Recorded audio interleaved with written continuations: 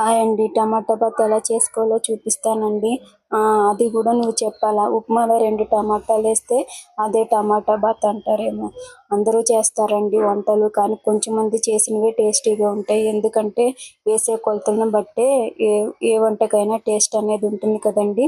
ఎలా చేసుకోవాలో చూపించేస్తాను. ముందుగా గిన్నె పెట్టుకొని నేను ఒక కప్పు రవ్వ తీసుకున్నానండి. ఇది కేవలం మీడియం ఫ్లేమ్ అంటే మీడియం ఫ్లేమ్ మీదే 5-7 మినిట్స్ అనేది వేయించుకోవాలండి. మనకి దగ్గరుండి వేయించితే సువాసన కూడా మనకి తెలుస్తుందండి. ఎప్పుడైతే సువాసన అనేది వస్తుందో అప్పుడు ప్లేట్లోకి తీసి వేసుకోవాలండి. అదే గిన్నెలో నేను 2 స్పూన్లు ఆయిల్ వేసుకుంటున్నానండి.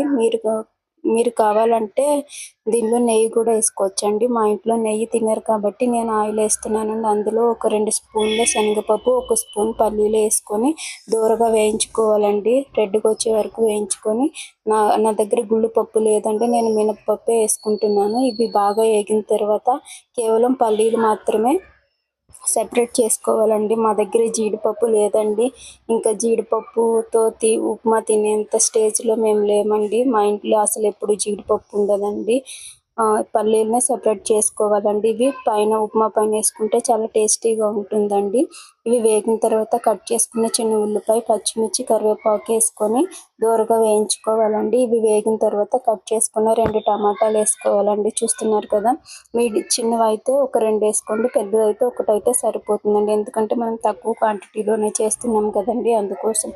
ఈ టమాటా వేసిన తర్వాత పసుపు, ఉప్పు వేసుకొని టమాటా మెత్తగా అయ్యేంత వరకు కూడా మీడియం ఫ్లేమ్ మీదే ఉడికించుకోవాలండి. ఇలా ఆయిల్ సెపరేట్ అయ్యేంత వరకు.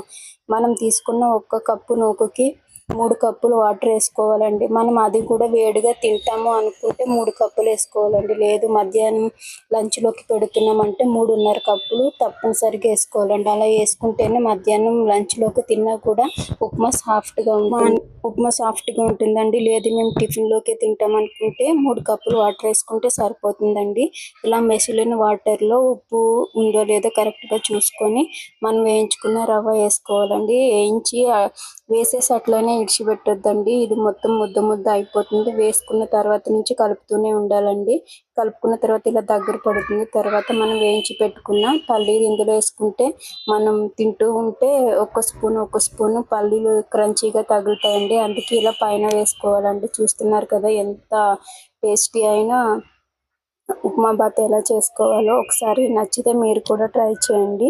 మీరు మరిన్ని వీడియోస్ కోసం మన ఛానల్ని సబ్స్క్రైబ్ కూడా చేసుకోండి. చూస్తున్నారు కానీ ఎవరు సబ్స్క్రైబ్ చేయట్లేదండి. వీడియో నచ్చితే మాత్రం ఒక లైక్ చేయండి. Thank you for watching. Thank you.